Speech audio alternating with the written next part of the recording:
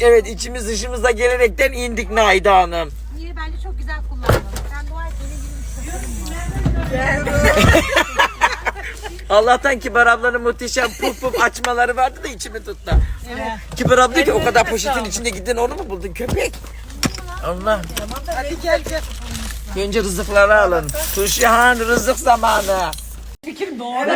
Bebek görmeye geldik. Gene bir sürü hurafe duyuyorum burada. Yok sarılma sütün gider. Çocuğu yıkarken.